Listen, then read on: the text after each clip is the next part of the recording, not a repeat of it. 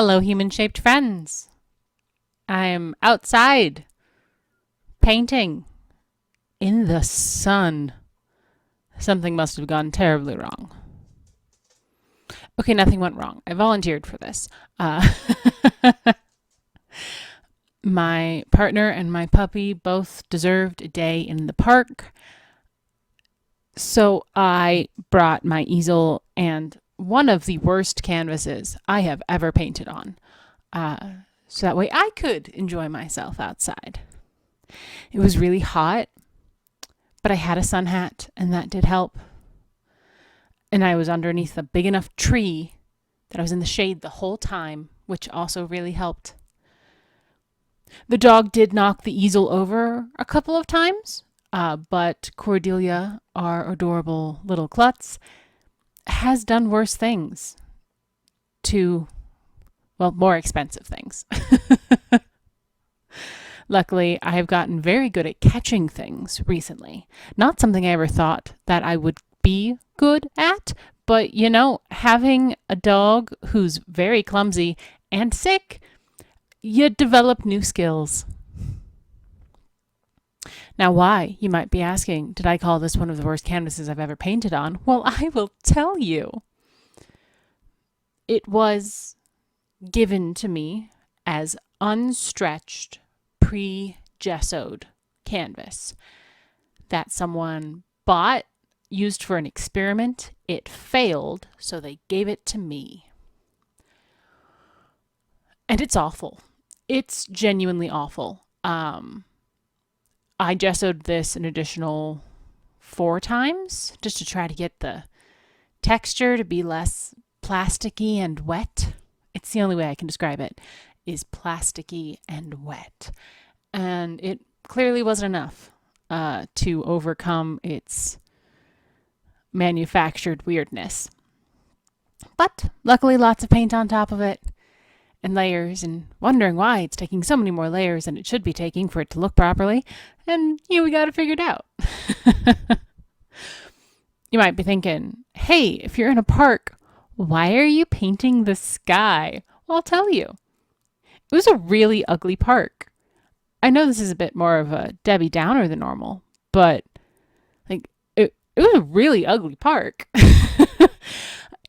It's fine for a park, I suppose, and let's be 100% honest here. I'm not really a park person, so this might just be what most parks look like, but the area that we were in was just really boring, and there was like one interesting tree, but there was a children's birthday party happening around that one interesting tree, and that felt creepy to paint. So instead, I found some interesting framing with the sky and the leaves on the trees. And because it's been really hot, there was a lot of texture and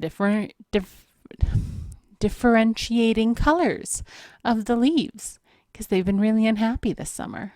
And I get that because it's been too hot. But I'm happy I found a nice little chunk to paint. The last time I painted al fresco, or outside in plein air, painting what I'm looking at, it was basically just in my front yard of my apartment complex, and I only had to deal with like a couple of people. Lots of people wanted to talk to me while I was painting, and because I needed to keep an ear out for our puppy, I couldn't just pretend I couldn't hear them because I wasn't wearing any kind of headphones, and I have little to no hair on my head, so it's very obvious to tell that. And some of the people were very nice, and others of the people, I think they thought they were being funny. And if you think you're being funny and a person is outside unhappy, don't be funny with them. I'm just saying. Unless you know them. None of these people know me. There's this one guy who was like, oh, what are you painting with? Acrylics? Acrylics dry so quickly. Yeah, they're plastic based. They're actually made to dry faster. It actually helps people who are, painting outside because weather happens. He goes, oh, I just have such a hard time with it. What do you do? And it's like, you can wet it. You can buy mediums. I don't know what you want from me, man. Took him a while to go away. Anyway, this is my painting. You might have noticed some activity going on in the background of this painting. Don't worry about it. Like I said, my partner wanted to have a day in the park. Anyway, thanks for chilling with me while I complained and called a local park ugly. Until next time, have the day you deserve, and I'm going to continue to be inside with window air conditioning. Okay, bye-bye now.